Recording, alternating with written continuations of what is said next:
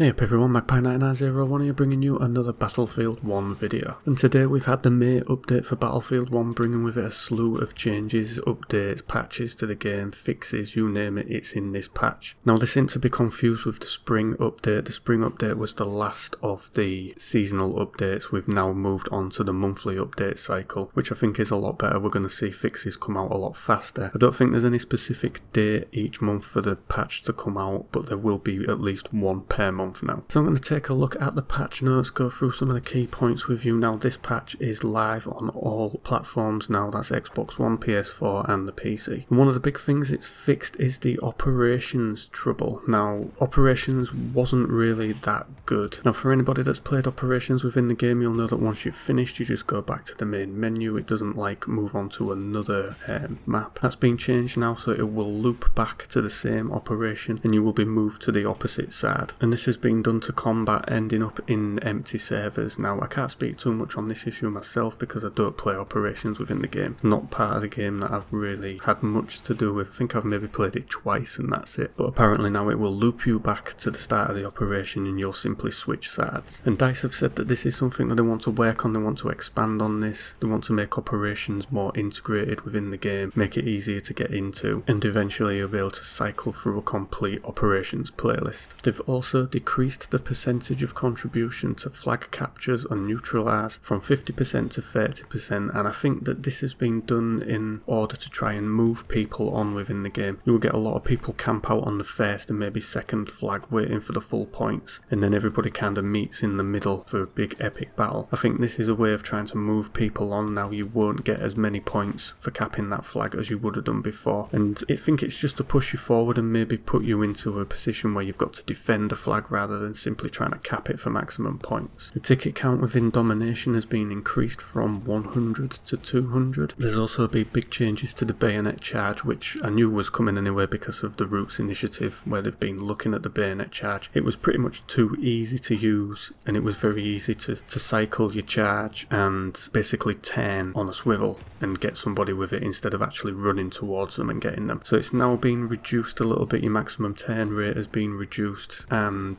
this should, in all fairness, make it a little bit harder to use the bayonet charge. You're going to have to really time it well, but it will stop people overusing it. It was very easy for somebody that could just run straight past you to use it, which isn't the way that the bayonet charge is meant to work, so it's now being changed. There's been changes to the AA gun, the stationary ones and the truck mounted ones, and basically before at certain distances the AA gun wasn't very effective. It's now been tweaked slightly so that it'll be more effective at longer range. Before it was a little bit muted at a long range, it basically would time out with the shells, but now it's been tweaked a little bit to make it a hell of a lot better. The attack plane has had its elevator flap scaling curve retuned so that it's now closer to that of fighters, but its turning will still be slightly worse than other planes. They've made some changes to the guns that are mounted on the airship. These will now be a lot more effective against planes that are attacking you. They've brought their primary MG up to the same as the fighter's MG. They've added a secondary weapon to the dogfighter. This is incendiary ammo. This incendiary ammo can be used against another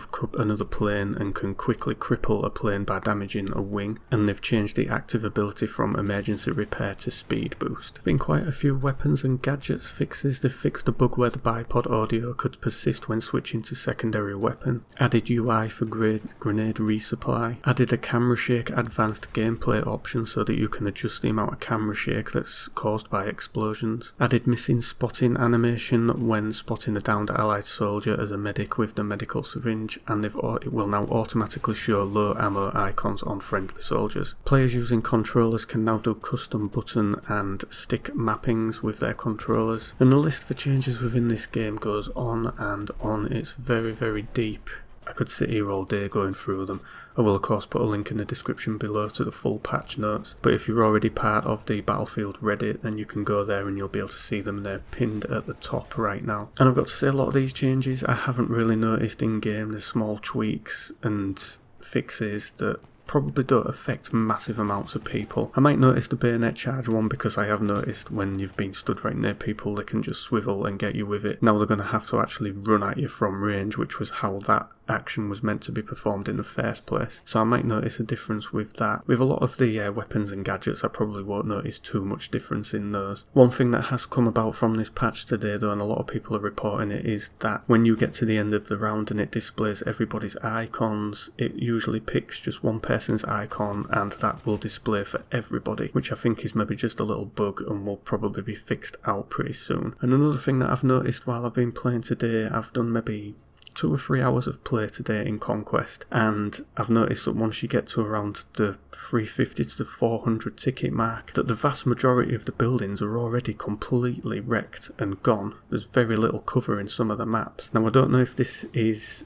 due to the changes that they've made to the what damage the tanks can do and things like that, but it does seem like the buildings are getting leveled a lot quicker at the moment than there was. And when they did the Roots initiative, they said that they were looking to change it so that the buildings could take a lot more damage before actually giving way and crumbling, so that the infantry had a lot more cover for a lot longer within the games, and it seems like it's completely the opposite right now. That could just be me though. I could have just played some games where the tank operators were very, very good. I'm not sure, but the games that I've played today, the amount of cover from buildings has disappeared really, really quick. Especially the likes of St. Quentin's Scar, where cover is paramount for infantry. I've just noticed, especially on the D flag, that the walls, the barn, the house, everything is gone. Not even halfway through the actual ticket count on the map, which is odd. You would never actually see that amount of damage so quick within the game. You would expect it towards the 800 ticket mark, but now it's halfway through for me. Like I say, I don't know if that's something that's been changed because of this patch, or I've just gone in a couple of games that have been just that way. I'm not sure. I'm hoping that it's just that way for me and it isn't something that they've actually changed with the game, because if that's the case, then the cover for the infantry is just going to vanish too quick in my eyes. But I could be wrong, that's just me. Anyway guys and girls, thank you very much for watching and listening. Of course I'll put the link to the full patch notes in the description below so that you can check them out for yourself. But thank you very much for watching. Don't forget to like, share and subscribe, and I will catch you in the next one. Take care.